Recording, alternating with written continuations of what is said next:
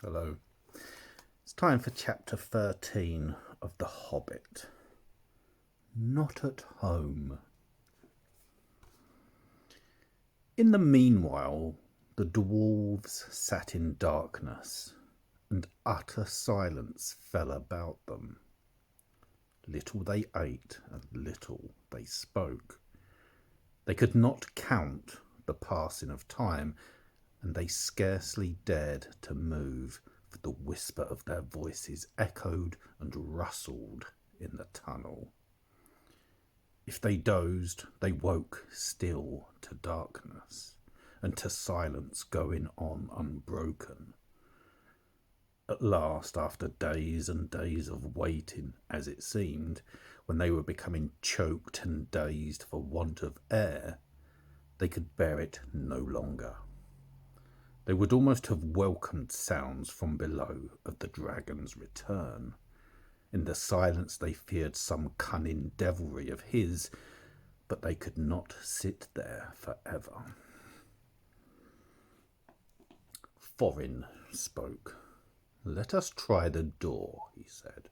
"I must feel the wind on my face soon or die.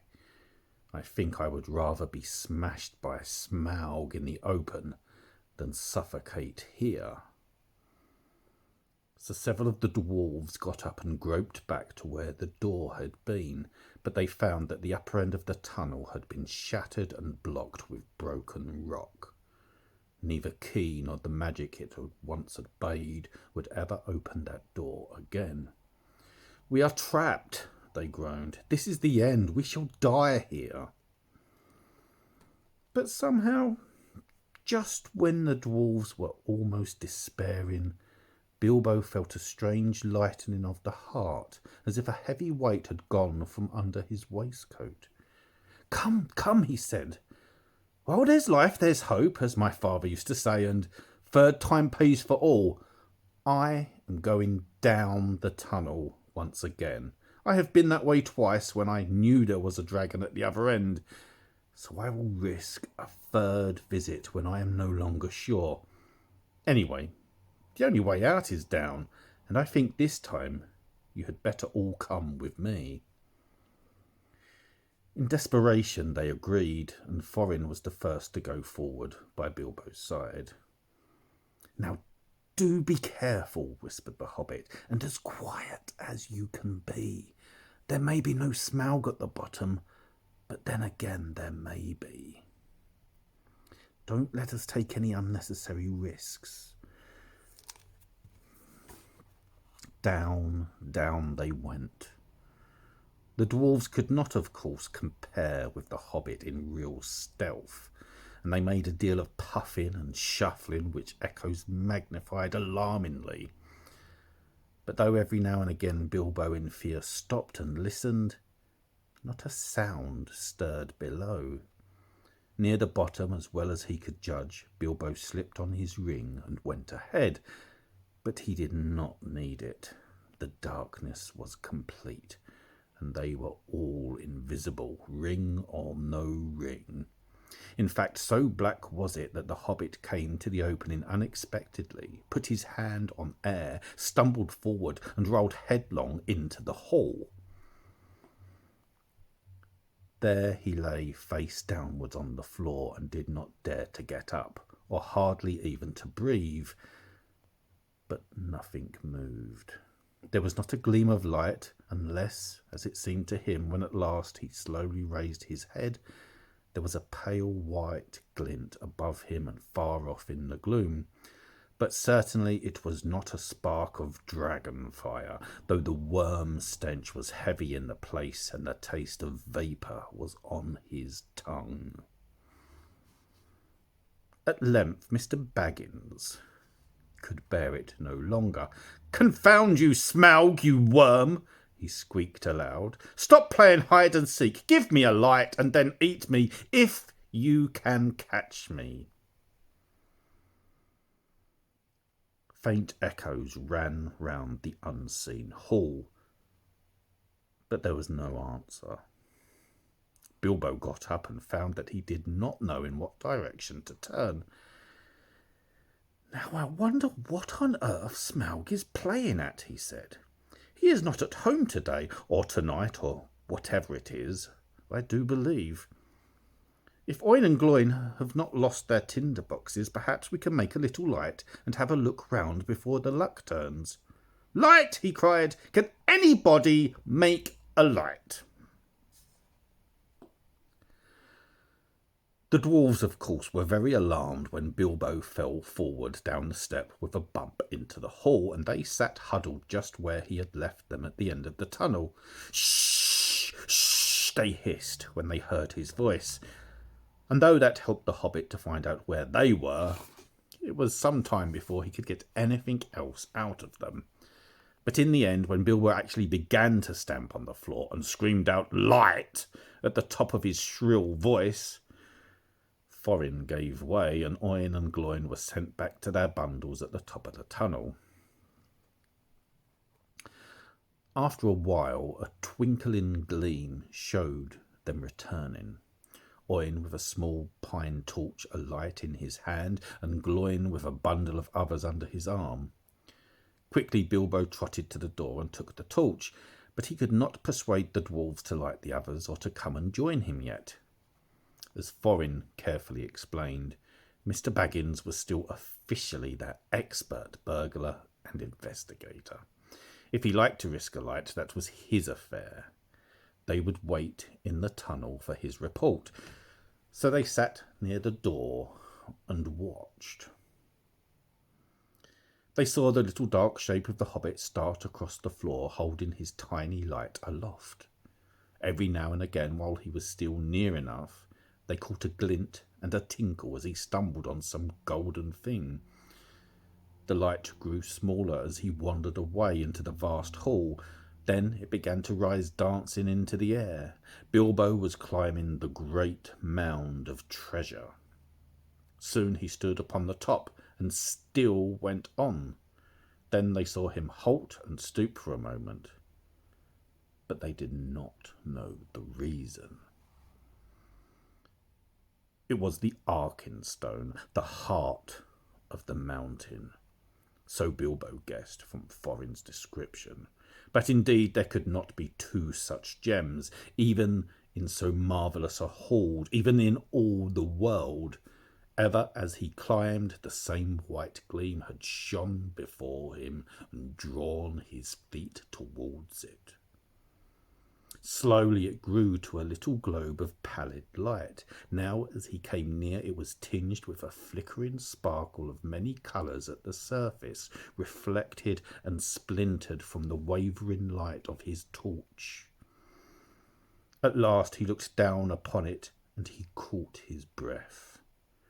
The great jewel shone before his feet of its own inner light, and yet, cut and fashioned by the dwarves who had dug it from the heart of the mountain long ago, it took all light that fell upon it and changed it into 10,000 sparks of white radiance, shot with glints of the rainbow. Suddenly, Bilbo's arm went towards it, drawn by its enchantment. His small hand would not close about it, for it was a large and heavy gem, but he lifted it, shut his eyes, and put it in his deepest pocket. "Now I am a burglar indeed," thought he, "but I suppose I must tell the dwarves about it sometime. They did say I could pick and choose my own share, and I think I would choose this if they took all the rest." All the same, he had an uncomfortable feeling that the picking and choosing had not really been meant to include this marvellous gem, and that trouble would yet come of it. Now he went on again, down the other side of the great mound he climbed, and the spark of his torch vanished from the sight of the watching dwarves. But soon they saw it far away in the distance again. Bilbo was crossing the floor of the hall. He went on until he came to the great doors at the further side, and there a draught of air refreshed him, but it almost puffed out his light. He peeped timidly through and caught a glimpse of great passages and of dim beginnings of wide stairs going up into the gloom. And still there was no sight nor sound of Smaug. He was just going to turn and go back when a black shape swooped at him and brushed his face. He squeaked and started, stumbled backwards and fell. His torch dropped head downwards and went out. "Only a bat, I suppose, and hope," he said miserably.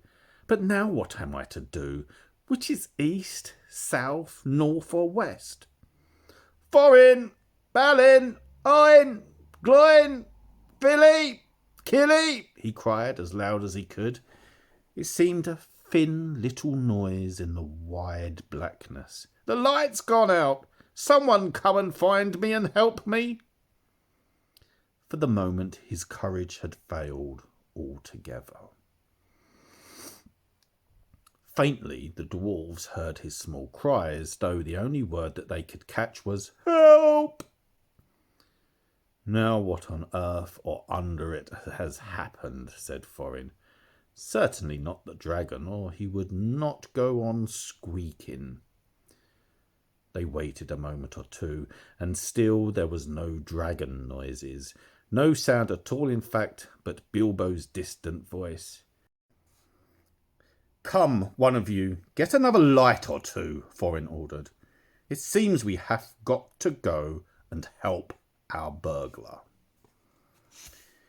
"'Tis about our turn to help," said Balin, "and I'm quite willing to go. Anyway, I expect it is safe for the moment."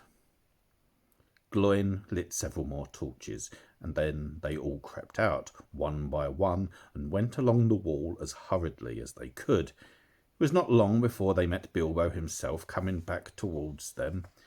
His wits had quickly returned as soon as he saw the twinkle of their lights. "Only a bat and a dropped torch, nothing worse," he said in answer to their questions. Though they were much relieved, they were inclined to be grumpy at being frightened for nothing. But what they would have said if he had told them at that moment about the Arkenstone, I don't know. The mere fleeting glimpses of treasure which they had caught as they went along had rekindled all the fire of their dwarvish hearts, and when the heart of a dwarf, even the most respectable, is wakened by gold and by jewels, he grows suddenly bold, and he may become fierce. The dwarves indeed no longer needed any urging. All were now eager to explore the hall while they had the chance, and willing to believe that, for the present, Smaug was away from home. Each now gripped a lighted torch, and as they gazed, first on one side and then on another, they forgot fear and even caution.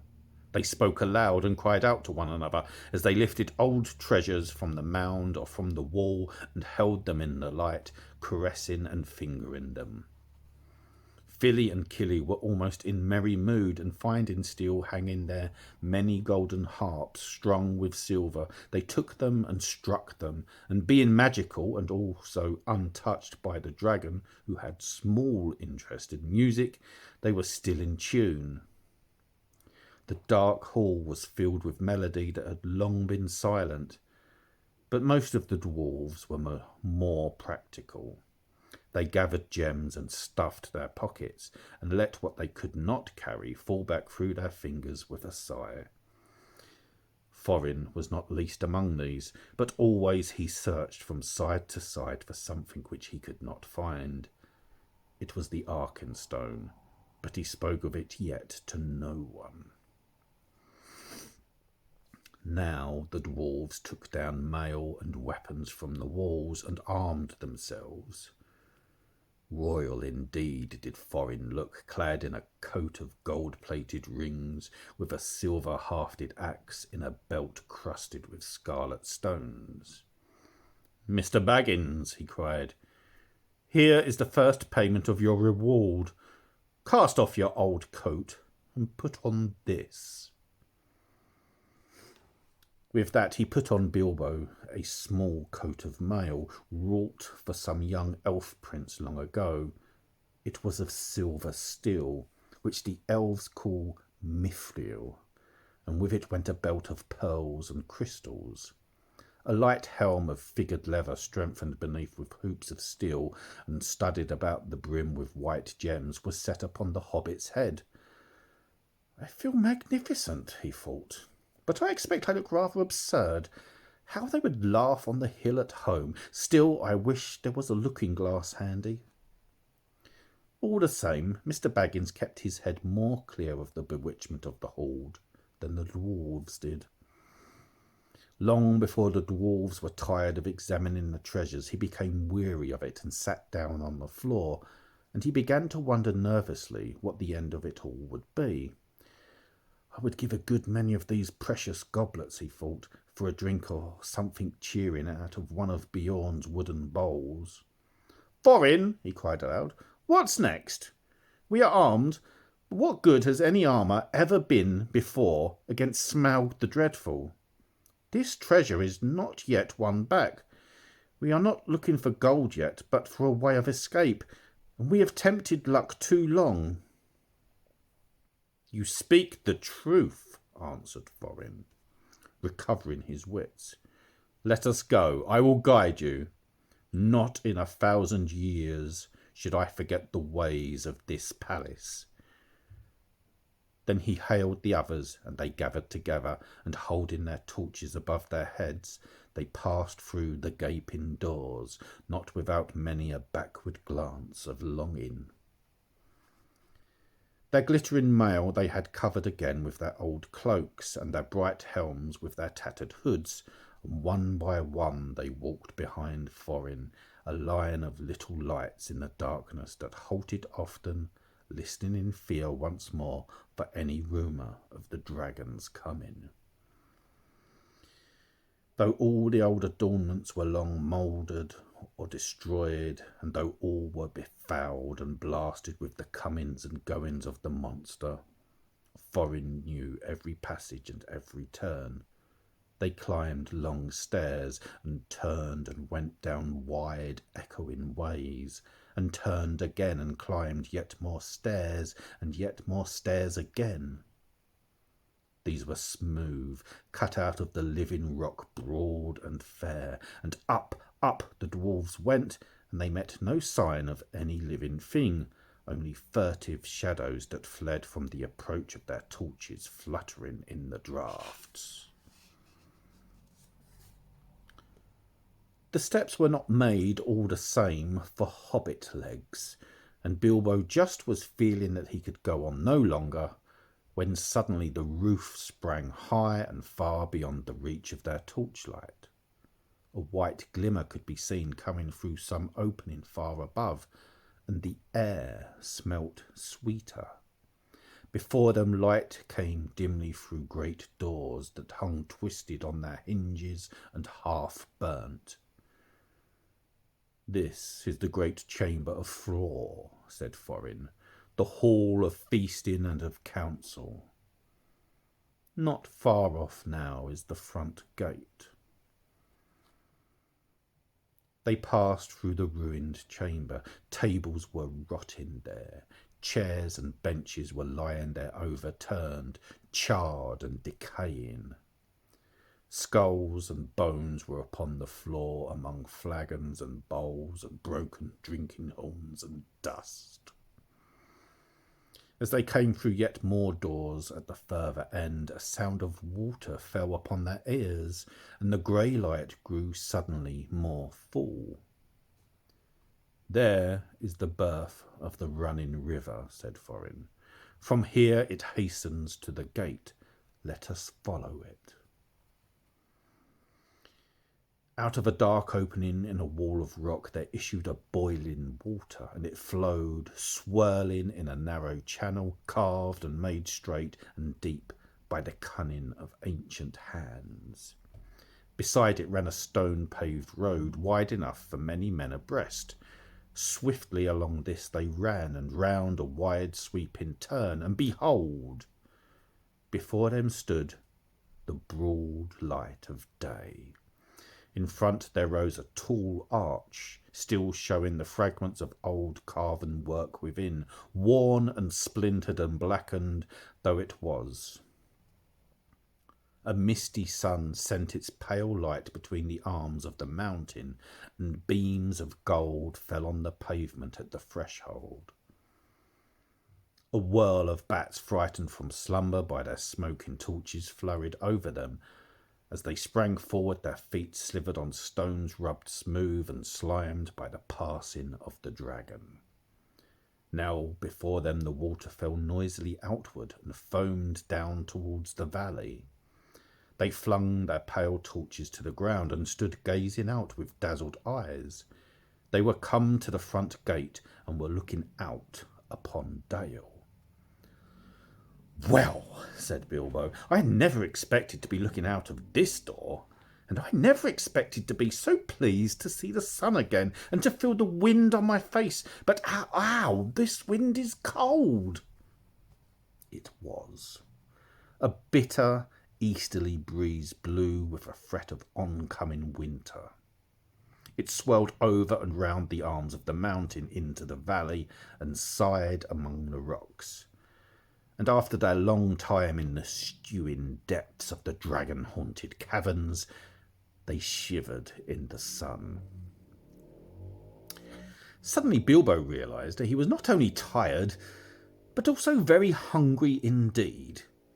"It seems to be late morning," he said, "and so I suppose it is more or less breakfast time, if there is any breakfast to have. But I don't feel that Smaug's front doorstep is the safest place for a meal. Do let's go somewhere where we can sit quiet for a bit." "Quite right," said Balin, "and I think I know which way we should go. We ought to make for the old lookout post at the southwest corner of the mountain." "How far is that?" asked the Hobbit. 5 hours' march, I should think. It will be rough going. The road from the gate along the left edge of the stream seems all broken up. But look down there. The river loops suddenly east across Dale in front of the ruined town. At that point there was once a bridge, leading to steps steep that climbed up the right bank, and so to a road running towards Ravenhill. There is, or was, a path that left the road and climbed up to the post. A hard climb too, even if the old steps are still there. "Dear me," grumbled the Hobbit, "more walking and more climbing without breakfast. I wonder how many breakfasts and other meals we have missed inside that nasty, clockless, timeless hole." As a matter of fact, 2 nights and the day between had gone by, and not altogether without food, since the dragon smashed the magic door. But Bilbo had quite lost count, and it might have been 1 night or a week of nights for all he could tell. "Come, come," said Thorin, laughing. His spirits had begun to rise again, and he rattled the precious stones in his pockets. "Don't call my palace a nasty hole. You wait till it has been cleaned and redecorated." "Well, that won't be till Smaug's dead," said Bilbo glumly. "In the meanwhile, where is he? I would give a good breakfast to know. I hope he is not up the mountain looking down on us."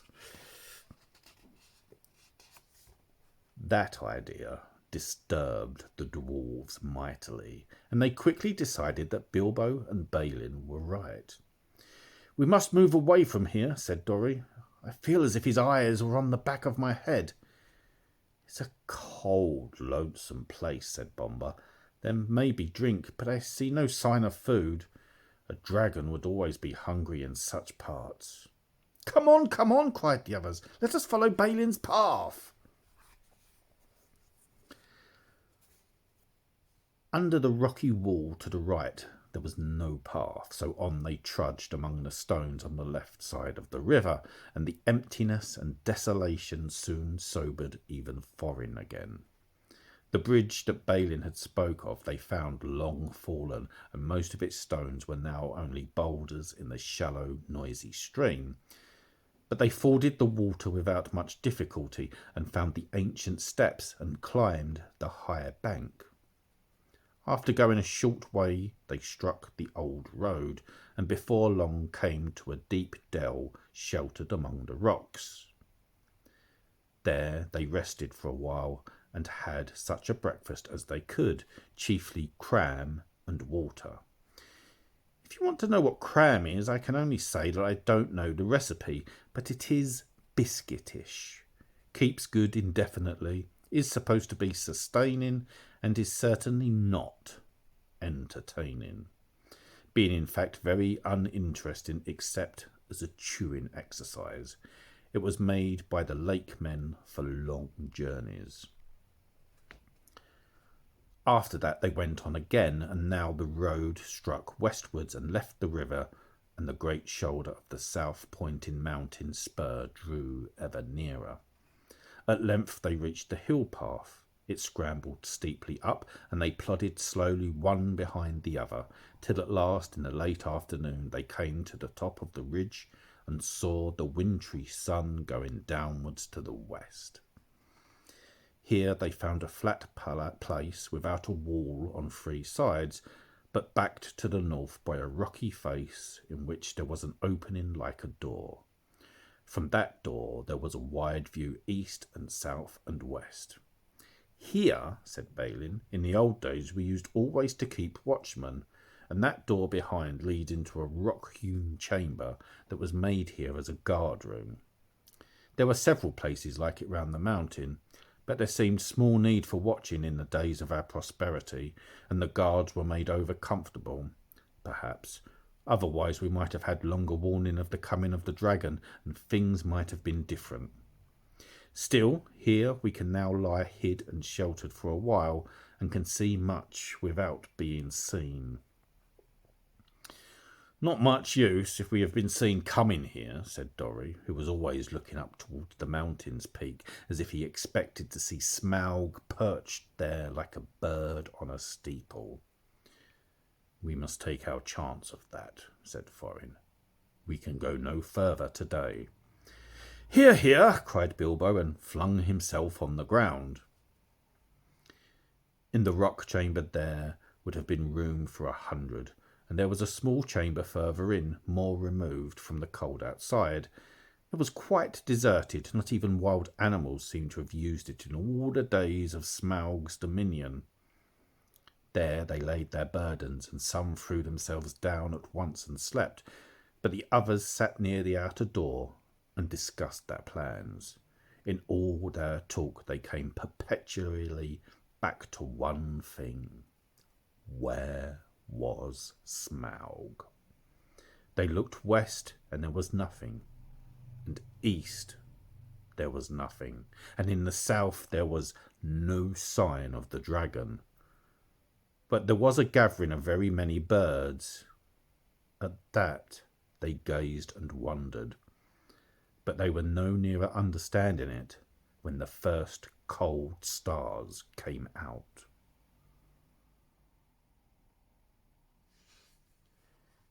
And that is the end of that chapter. And next chapter is chapter 14, Fire and Water. Thank you very much. I'll see you soon. Goodbye.